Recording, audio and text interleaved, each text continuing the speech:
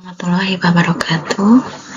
Saya Erika Novianis Nusantari dari Universitas Cyber Asia ingin mempresentasikan terkait dengan kondisi kemiskinan dan pengangguran di era digital. Yang pertama yaitu kondisi terkini kemiskinan di Indonesia. Berdasarkan data resmi BPS, persentase penduduk miskin di Indonesia pada September 2025 yang dirilis pada Februari 2026 mencapai 8,25% atau sekitar 23,36 juta jiwa.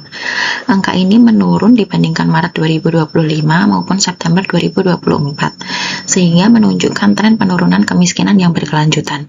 Selama 1 tahun, jumlah penduduk miskin berkurang sekitar 700.000 orang, sedangkan dibandingkan Maret 2025 berkurang sekitar 490.000 orang.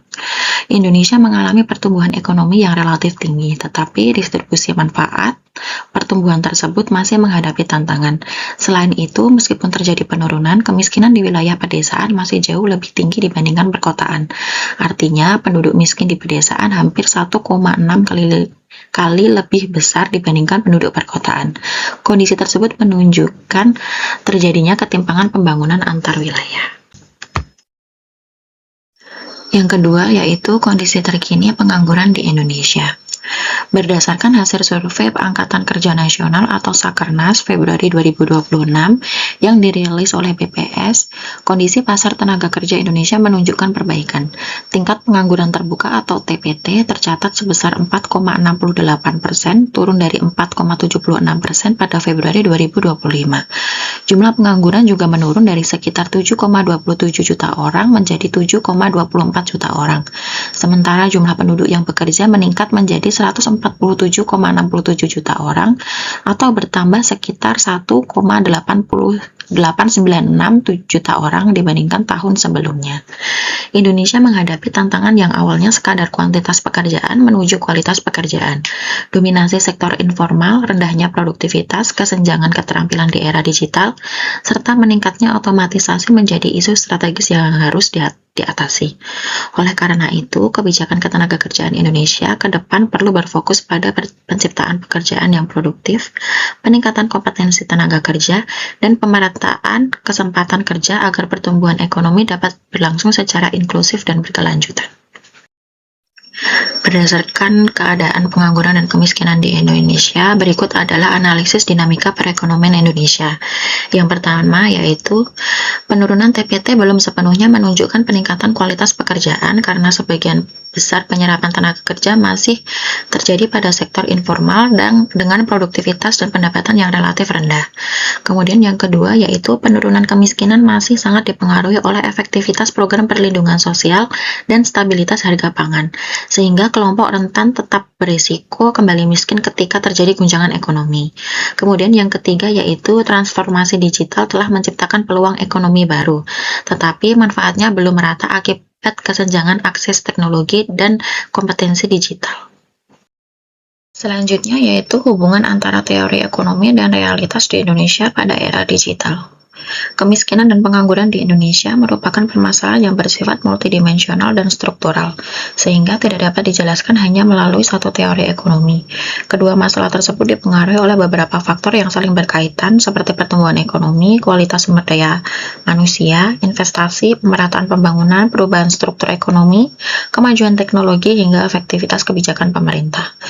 Yang pertama yaitu teori pengangguran struktural. Perkembangan teknologi digital telah menciptakan berbagai peluang ekonomi baru, tetapi juga mengubah struktur pasar tenaga kerja. Pengangguran struktural di Indonesia bukan disebabkan oleh kurangnya kesempatan kerja secara absolut, melainkan oleh ketidaksiapan sebagian tenaga kerja menghadapi transformasi ekonomi digital. Paradoks yang muncul adalah perusahaan kesulitan memperoleh pekerja dengan kompetensi digital, sementara jumlah pencari kerja tetap tinggi. Hal ini menunjukkan adanya ketidaksesuaian antara sistem pendidikan, pelatihan, dan kebutuhan industri. Di sisi lain, transformasi digital juga meningkatkan ketimpangan apabila tidak diikuti pemerataan akses internet, pendidikan berkualitas, dan pengembangan keterampilan digital. Oleh karena itu, keberhasilan Indonesia dalam mengurangi pengangguran struktural sangat bergantung pada kemampuan pemerintah membangun ekosistem yang menghubungkan pendidikan, pelatihan vokasi, dunia usaha, dan perkembangan teknologi. Kemudian yang kedua yaitu teori pertumbuhan inklusif atau inclusive growth. Permasalahan utama Indonesia saat ini bukan lagi rendahnya pertumbuhan ekonomi, melainkan bagaimana hasil pertumbuhan tersebut dapat dinikmati secara merata oleh seluruh masyarakat. Meskipun Indonesia berhasil mempertahankan pertumbuhan ekonomi sekitar 5% dalam beberapa tahun terakhir, manfaat pertumbuhan tersebut belum dirasakan secara merata oleh seluruh masyarakat. Hal ini tercermin dari masih adanya sekitar 23,36 juta penduduk miskin, tingkat pengangguran terbuka sebesar 4,74%, tingginya proporsi pekerja di sektor informal, serta ketimpangan pembangunan antar wilayah dan kesenjangan akses terhadap teknologi digital. Kondisi tersebut menunjukkan bahwa pertumbuhan ekonomi belum sepenuhnya mampu menciptakan kesejahteraan yang inklusif. Kemudian yang ketiga yaitu teori modal manusia atau human capital theory. Permasalahan terbesar di Indonesia saat ini bukan hanya kekurangan lapangan pekerjaan, tetapi juga kualitas tenaga kerja.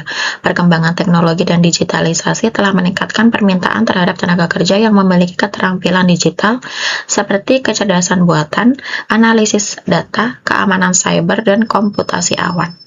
Namun, masih terdapat ketidaksesuaian atau skill mismatch antara kompetensi lulusan pendidikan dengan kebutuhan dunia usaha dan industri.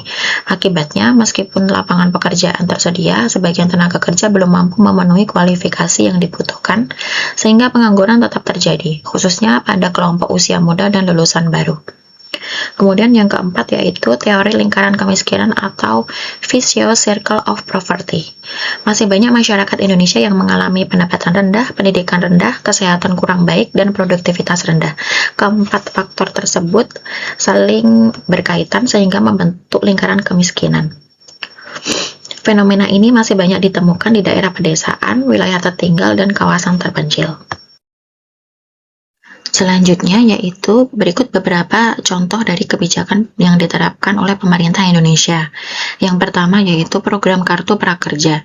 Program ini dirancang untuk meningkatkan kompetensi angkatan kerja melalui pelatihan berbasis kebutuhan industri atau demand driven training. Program ini tidak hanya ditujukan bagi penganggur tetapi juga pekerja yang ingin meningkatkan atau mengubah keterampilannya, yaitu upskilling dan reskilling.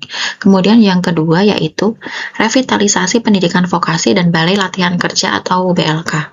Kebijakan ini membantu mengurangi kesenjangan antara dunia pendidikan dan pasar kerja dengan memperkuat pendidikan vokasi agar lulusan memiliki kompetensi yang sesuai dengan kebutuhan industri.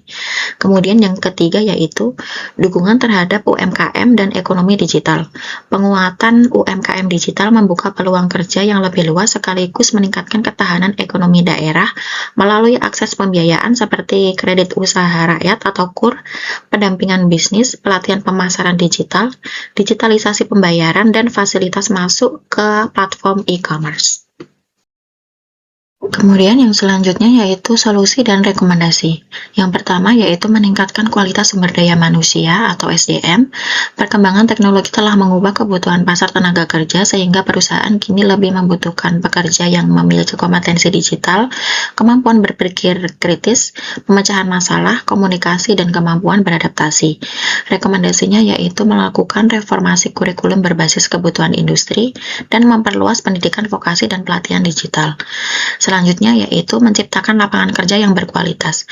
Pemerintah perlu mendorong investasi yang mampu menciptakan lapangan kerja berkualitas, khususnya di sektor manufaktur, ekonomi kreatif, industri hijau, pariwisata, serta ekonomi digital. Dengan merekomendasikan yaitu mendorong investasi pada sektor padat karya dan industri bernilai tambah, dan mengembangkan kawasan industri di luar Pulau Jawa. Selanjutnya yaitu mempercepat transformasi digital yang inklusif.